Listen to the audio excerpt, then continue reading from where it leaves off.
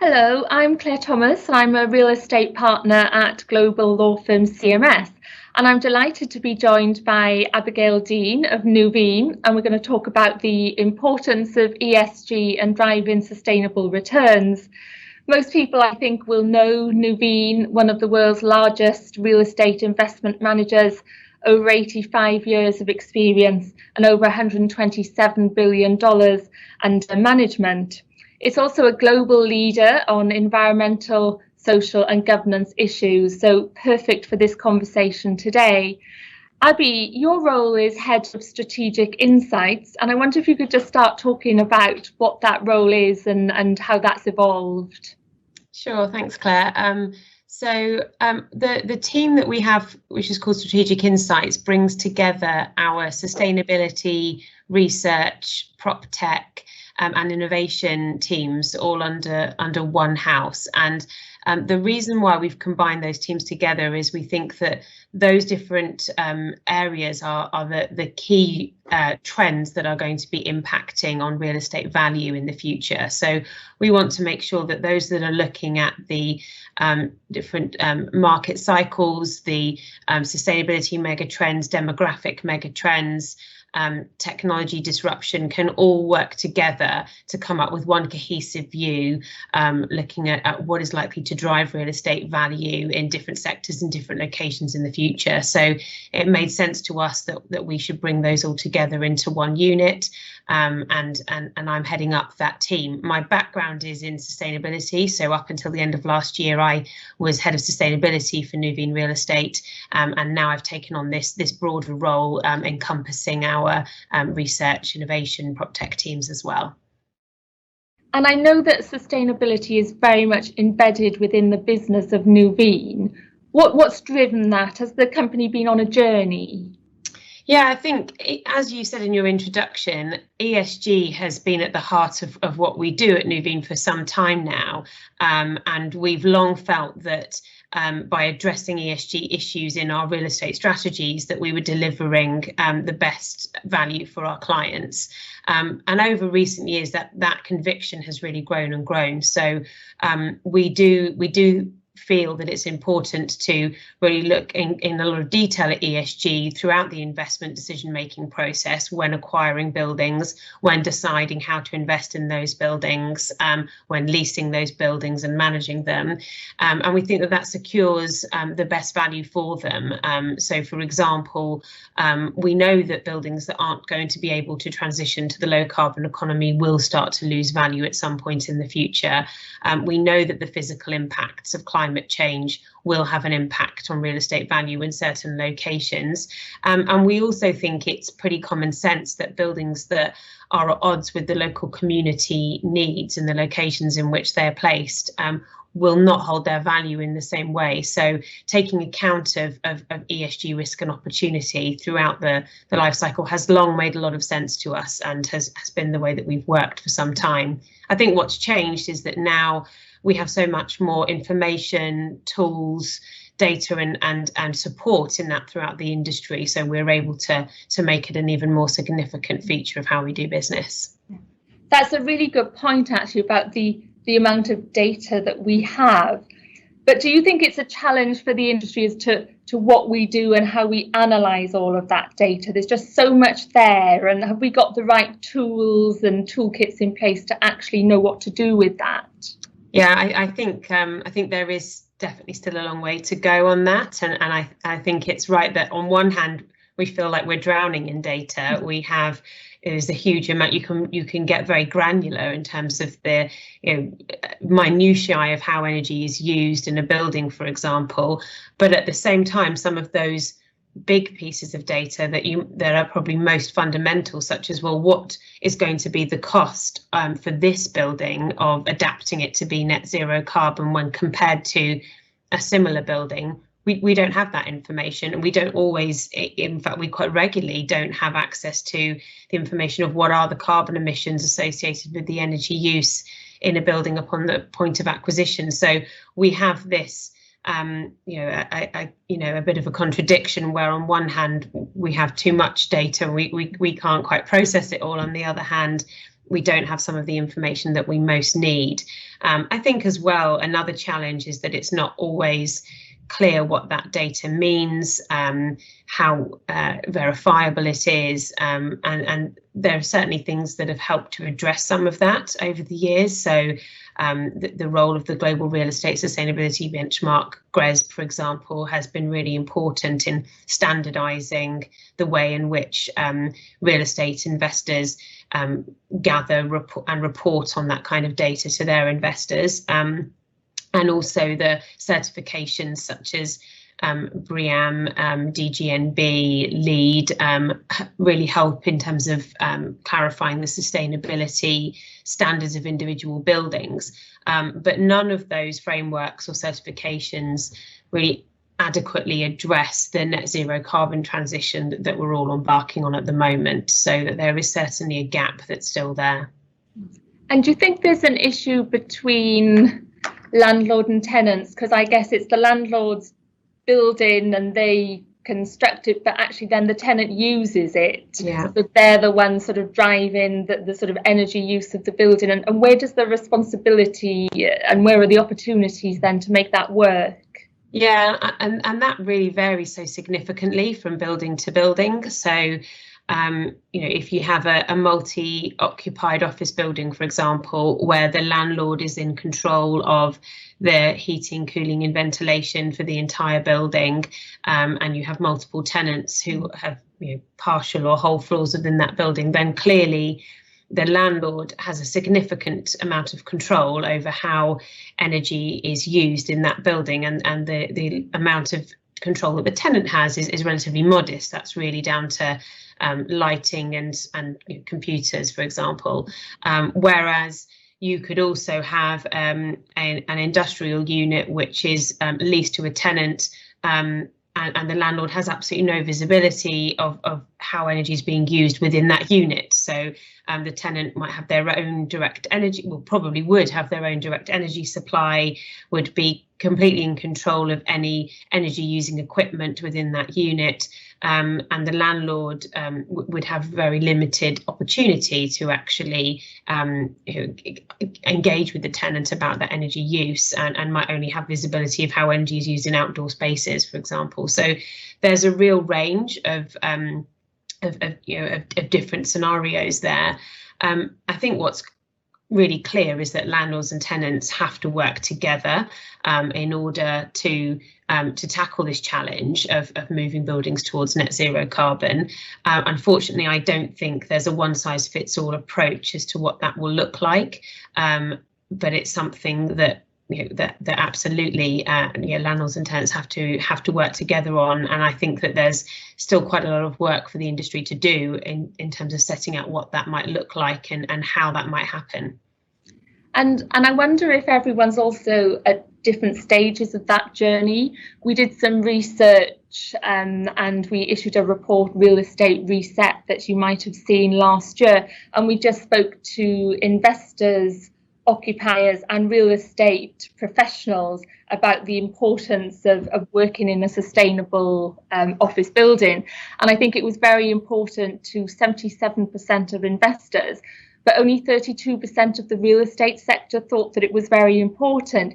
Yet when we turned to the occupiers, 65% of them said that they would actually take a pay cut to be in a sustainable building. So I don't know, the real estate sector seemed to be behind, and it was very much the institutional investors really driving this forward. And I wonder if that's your experience. Yeah, it definitely is, actually. We really see that the institutional investment community has hugely stepped up in terms of addressing net zero carbon and climate change risk in general over the last few years, and really understand that climate change risk is very much synonymous with investment risk.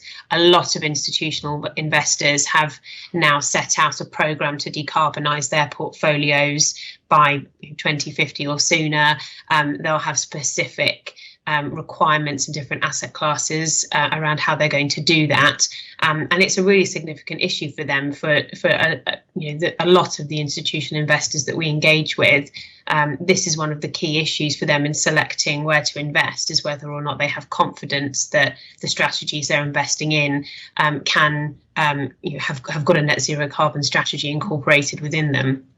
So I think the pressure from the investment community is very clear. I think that it's less clear from tenants, and I think that finding that you mentioned is really interesting, because I think what we probably see is individuals within, say, corporations are very focused on this issue and think it's really important. And you'll have corporate strategy that might be focused on sustainability, but whether that always translates into their corporate real estate strategy is another matter. And we do sometimes find that there's a little bit of a disconnect between the sustainability strategy of some of our tenants and the corporate real estate strategy, and the two haven't quite been able to join up. I do think that's going to change. I think that's just part of the journey, and that those two positions will come more closely together. So I would be very surprised if we don't start to see a much clearer push on the importance of sustainable buildings, net zero carbon buildings for tenants, particularly in offices, in the years ahead. And then it's really on the real estate industry to rise to that challenge and to give both investors and tenants what it is that they're looking for, which is sustainable buildings. Yeah. And I think clearly it's sort of driven at a government level with the targets for the UK by 2050. But within CMS, it's our target to be net carbon zero by 2025, and that's what we're working towards. Yet I was reading that there isn't yet a net carbon zero building in London. So it's just, how do we get from all saying this is what we want to achieve in the next 5 to 50 years or so? How do we actually get there? Yeah, I think that's an excellent question. And looking at it from the perspective of a corporate occupier, for example, we see a lot of organisations who have set science-based targets to become net zero carbon by a certain date. And it's interesting, as someone working in the real estate industry, for me to understand what does that mean for the occupational real estate strategy for that business. So does that mean that occupier only wants to occupy a net zero carbon building? And what do they mean by net zero carbon building? Or does it mean that they will offset the carbon emissions associated with their office occupation? So I think that understanding what tenants mean when they set those targets, and what that actually what that translates into for the types of buildings they want to be in, is something that the real estate industry needs to understand, because what the real estate industry might think of as a net zero carbon building might not be what an occupier thinks of, and we need to make sure that we're fully lined up there. So I think that's a very specific issue that needs to be addressed. When I look at our pathway to net zero carbon, as an investor in real estate, for me, it's about getting all of our real estate to a level of energy efficiency that is recognised by, ideally, certification bodies such as BREEAM, LEED, and I hope they all bring out a consistent standard around this, which says that this building is energy efficient enough now, so it's using below a specified level of energy consumption per metre squared to qualify to be a net zero carbon building. Then I would expect that on top of that, the building would need to not be using any fossil fuels on site. So heating, hot water would need to be coming from electric sources or from ground source or air source heat pumps.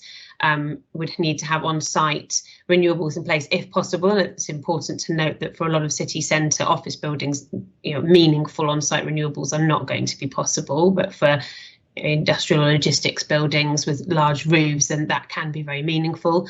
Then any remaining energy use for that building will need to come from a renewable source. And then finally, I think we need to also look at the actual embodied carbon within a building. So everything we've been talking about so far has been really looking at the operational carbon emissions associated with the building, the energy that's being used on a day-to-day basis. But in the construction process for a building, there's a huge amount of carbon is produced, and an average building the emissions associated with its construction will be equivalent to about 50 years of its use. So we also have to address that embodied carbon, bring that down to a very low level, and then offset what's left over at that point. So that's what I think about when I think about a net zero carbon building, and that's the sort of the route map to get there, is to go through those stages of achieving those different areas for buildings. And can I just ask you about your views on, I guess, not only the cost implications, but also the value benefits, I guess, because in producing a more sustainable building, I think the initial outlay will be greater. But it was interesting, I saw something from JLL recently where they said in terms of the rental that you will achieve on a more sustainable building, it could be up to 11% more. Yeah. So I think we're starting to see some evidence of that green premium.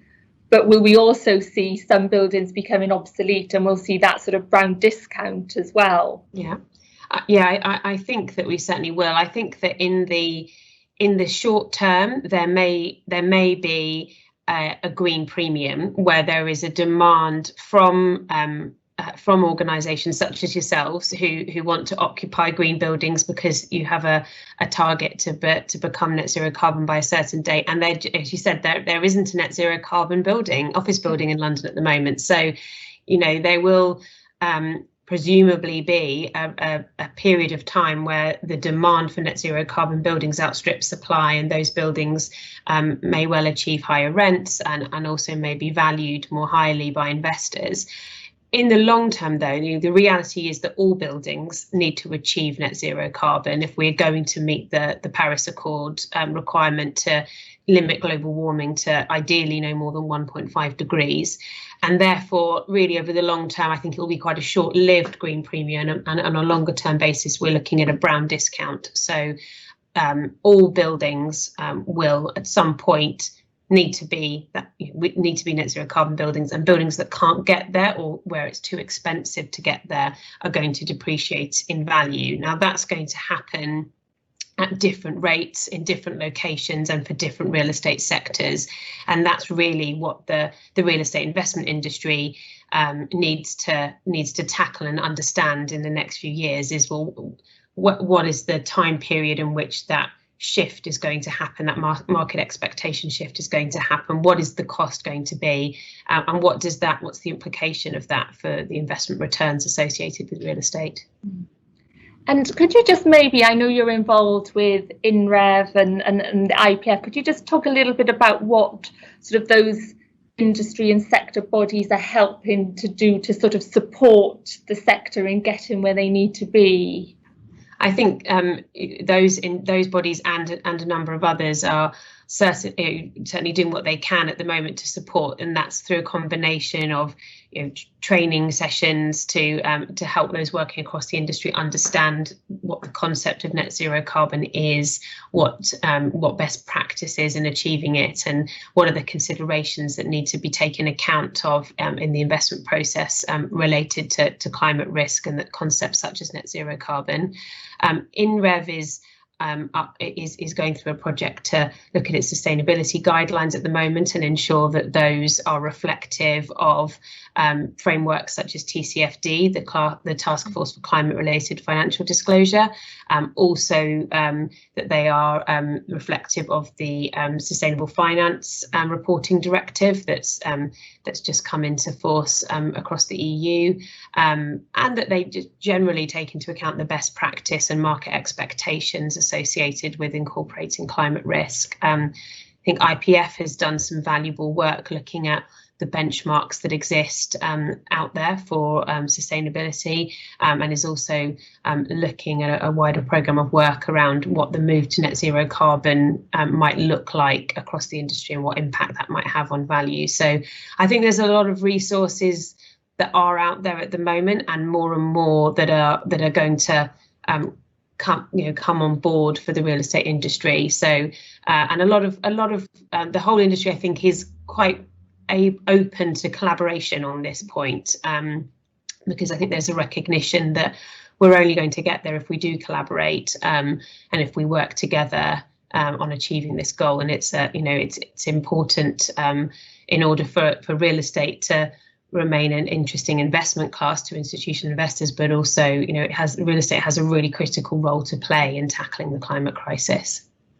And we've talked a lot about climate change and sustainability, and I guess that's the one that's a little bit more tangible in sort of, we have BREEAM and we have actual benchmarks we can look at. When we turn to the sort of S of ESG, I know that's often a little bit harder to measure, and is that an area that you're focusing on as well, the sort of the more social aspect?